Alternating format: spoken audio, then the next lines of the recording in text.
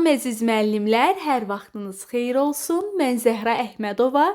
Bugün sizlər üçün, yəni ibtidai miq və sertifikasiyaya hazırlaşan müəllimlərimiz üçün növbəti əməli yazı nümunəsini təqdim edirəm. Əziz müəllimlər, biz bilirik ki, həm ibtidai miq, həm də ibtidai sertifikasiya çərçivə sənədində əməli yazılara geniş yer verilibdir. Əməli yazıların sayı çox olduğuna görə, mövzu geniş olduğuna görə bunların hamısını bir dərsə keçib sizləri yormaq istəmirəm.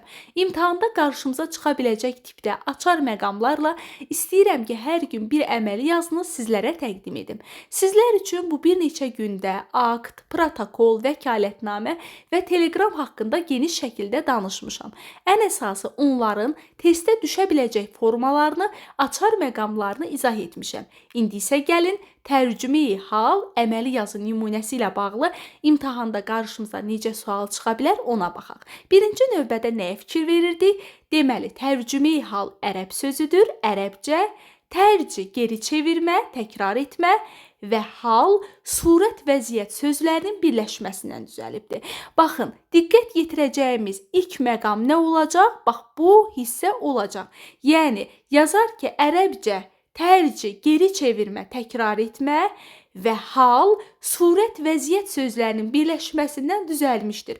Söhbət hansı əməli yazıdan gedir? Təbii ki, tərcümeyi haldan. Şəxsin öz əli ilə həyatını ətraflı təsvir etməsi. Bu bizim açar sözümüzdür. Bu sözü gördünüzsə, bilin ki, söhbət nədən gedəcək? Tərcümeyi haldan gedəcək. Sonra, tərcümeyi halda şəxs özünün keçdiyi həyat yolunu əks etdirməklə bərabər ata və anası, ailə üzvləri haqqında da məlumat verməlidir. Eyni zamanda tərcümeyi hala verilən tələblər var. Deməli, tərcümeyi hal sözü başlıq kimi vərəqin yuxarı hissəsində ortada yazılacaq.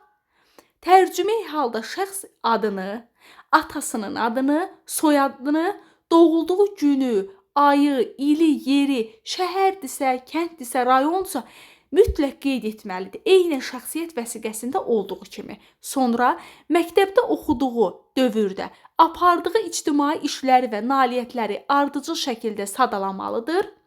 Ailə üzvləri haqqında qısa məlumat verməlidir. Orada ailə üzvləri haqqında geniş məlumat vermək olmaz. Qısa məlumat verməlidir. Tərcümeyi hal şəxsin öz xətti ilə yazılır. Sonda şəxs imza qoyur, öz imzasını, şəxsi imzasını qoyur və altında yazılma tarixi göstərilir ki, bu hansı vaxta aiddir. Deməli, baxın, müəllimlər, indi biz bildik ki, burada bizim əsas 2 dənə açar sözümüz var idi. Tərci, geri çevirmə, təkrar etmə və hal, surət, vəziyyət. Bu sözlər bir də şəxsin öz əli ilə həyatını təsvir etməsi.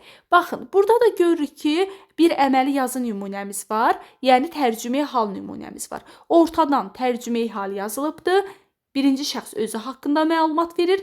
Mən Əliyev Məmməd Həsənoğlu 21 dekabr 1992-ci ildə Bakı şəhərində mötərizədə yazılıb İsmayıllı rayonunun Mücü kəndində. Bu nə deməkdir? Yəni şəhərdirsə yazacağım Bakı şəhərində, kənddə anadan olmuşamsa, hansı rayonun, hansı kəndində anadan olmuşamsa onu qeyd etməliyəm.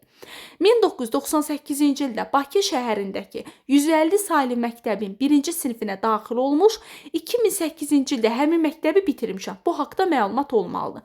Məktəbdəki nailiyyətlərdən danışmalıdır, hal-hazırdakı işindən danışmalıdır. Eyni zamanda ailədə neçə nəfərdən ibarətik? Atam, anam, qardaşım, bunlar haqqında da mütləq, bax bu şəkildə olduğu kimi mən məlumat verməliyəm. Bu olacaq bizim tərcümeyi hal əməli yazı nümunəmiz. Əziz müəllimlər, qeyd edim ki, kanalımızda akt, protokol, teleqram və vəkalətnamə və indi də bunu yerləşdirəcəm, tərcümeyi hal əməli yazı nümunələri var. Çalışacağım ki, bütün əməli yazı nümunələrini geniş şəkildə kanalımızda yerləşdirim. Sağ olun.